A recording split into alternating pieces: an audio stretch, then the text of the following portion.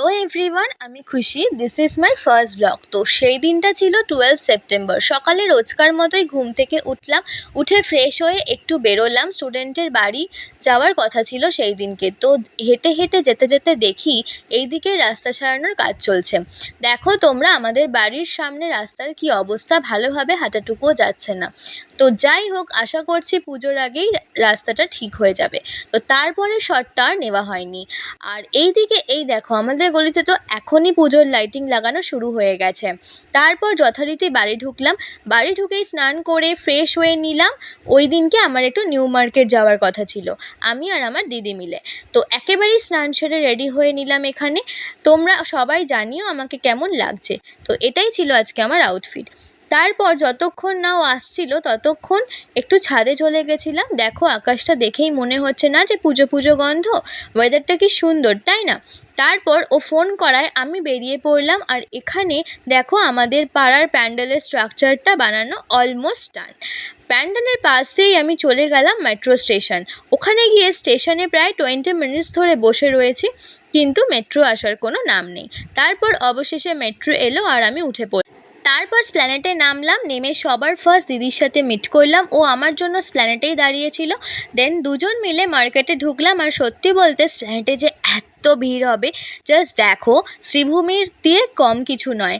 আমাদের শপিংয়ে বেরিয়েছি, ফিলই আসছিল না। দেখে মনে হচ্ছিল যে আজকে সপ্তমী। আর আকাশটা দেখো, জাস্ট কি বিউটিফুল লাগছে, তাই না? আমরা পুরো মার্কেট দেখতে দেখতে যাচ্ছিলাম, বাট ওর পছন্দ হলেও আমার কিছুই পছন্দ হচ্ছিল না। তবে কালেকশন যথেষ্ট ভালো ছিল এবং হিউজ কালেকশন ছিল।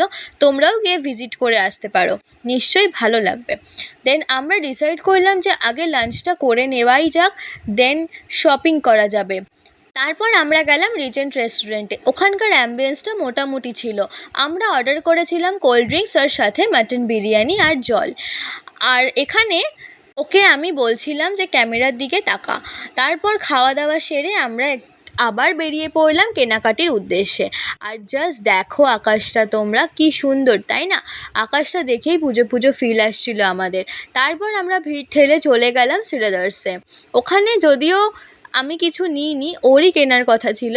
এই হলো শ্রীদার্সের কালেকশন, খুবই ভালো ছিল, প্রতিটা কালেকশন খুব ভালো। আমি ওকে বলছিলাম যে কোনটা নিবি দেখ। তারপর তো শ্রীদার্সে কেনাকাটি সেরে আমরা বেরিয়ে পড়লাম সিম পার্ক মলের উদ্দেশ্যে। এখানকার কালেকশনও খুব ভালো ছিল, প্রতিটা কালেকশন খুব সুন্দর। ওখানে ঢুকেই আমরা গেলাম সবার ফার্স্টে একটা কুর্তি শপে। ওখানকার কালেকশনগুলো সব থেকে বেশি ভালো ছিল। দেন চলে গেলাম মেন্স সেকশনে, ঢুকেছিলাম, যদিও কিছু কিনিনি। দেন সমস্ত কালেকশনগুলো এত সুন্দর ছিল, স্পেশালি লেহেঙ্গার কালেকশন রিসেপশন পার্টিতে পরে যাওয়ার জন্য একদম পারফেক্ট।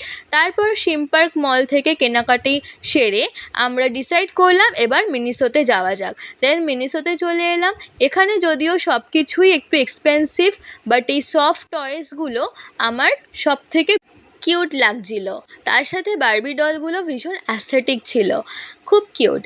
দেন ওখান দিয়ে বেরিয়ে আমরা চলে গেলাম জুডিও।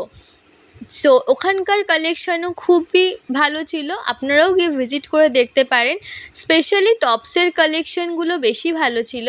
তারপর সব কিছুই কেনাকাটি করে আমরা বাড়ির পথে রওনা দিলাম। তারপর রাতে এসে খেলাম মায়ের হাতের তৈরি চিকেন বিরিয়ানি, যেটা আমার সবচেয়ে ফেভারিট।